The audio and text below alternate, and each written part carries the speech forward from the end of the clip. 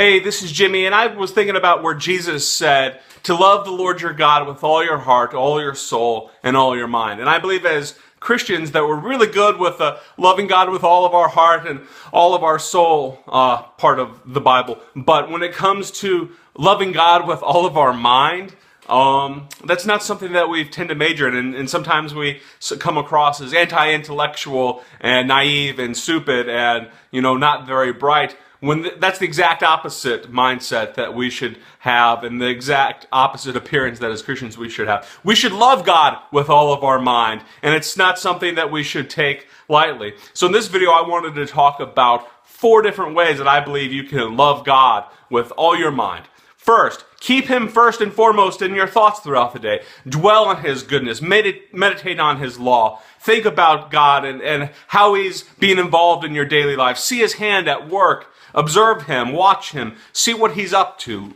Keep Him up here and see what He's doing daily in your life. Second, study the Scriptures. Don't just read the Scriptures devotionally and say, oh, what's God saying to my heart today? How can I be a better person?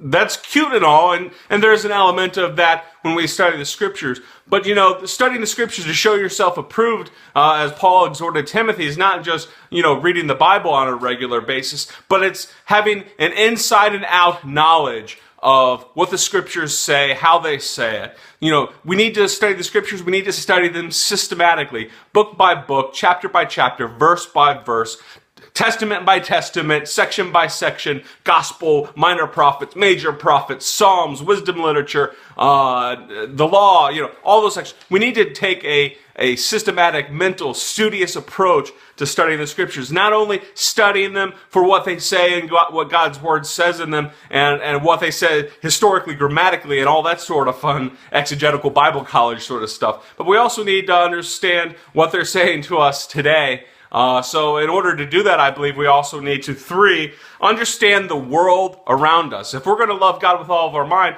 we can't just be submerged in the Bible and not think about anything else. But we also need to think about what's happening in this world, and we need to study the world around us. We need to have a knowledge of things that are happening in this world. And that may look like a million different things for who you are and depending on where you are in your life and what you do and that sort of thing. But you may consider a basic, broad, liberal arts type knowledge of the world. You should have maybe some sort of a sense of economics and philosophy and psychology and sociology and math and science and all these sort of disciplines. You shouldn't be stupid about what's happening in this world. You need to not only understand what's happening in your faith, but you need to understand what's happening in this world, and you need to do so through a studious lens. You need to not only observe what other people are doing, but you need to take time to listen to what they say, to read their words, to take this world in and all its wonder, and to see how God has designed it and how it functions and how it works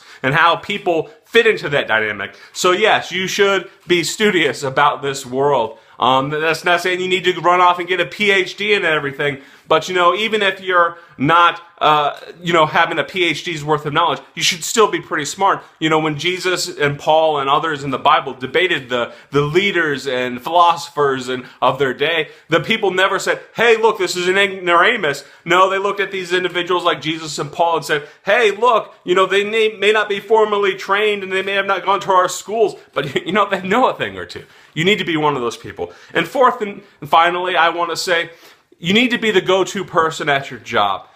So much as it is possible and so much as it depends on you, you should be a person who has an inside knowledge of everything you do at work, and people should look at you as an expert. Don't just be somebody who does what's necessary to get the job done. Don't just be somebody who just knows enough to get by, but be the go-to person. Be the person that your manager comes to at work and says, hey, how can I fix this? How can I do this? Be the person that your teammates rely on. Why? Because you have an expertise, knowledge in the craft of your profession. Be somebody that others can rely on, because I believe we need to, when we love God with all of our mind, yes, there's a devotional, spiritual aspect of it that's God-centered, but there's also an aspect of it that's man-centered, that's concerned about the incarnational aspects of living out our faith in this world. So we should have not only a heavenly mindset, but we should have an earthly mindset. The priest, he not only ministered to God, but his feet walked on the earth, and he ministered to man as well. We need to be that way in our mind as well when we're loving God with our mind, because what good is the love of God if it's all just up in the clouds? The love of God is something that's manifest, real flesh and blood, just like Jesus did by the Word becoming flesh, and we need to be of that mindset too. Anyway, everybody, this is Jimmy. Hope you enjoyed the video. Like it, hate it, comment below, share it with others. Have a good day.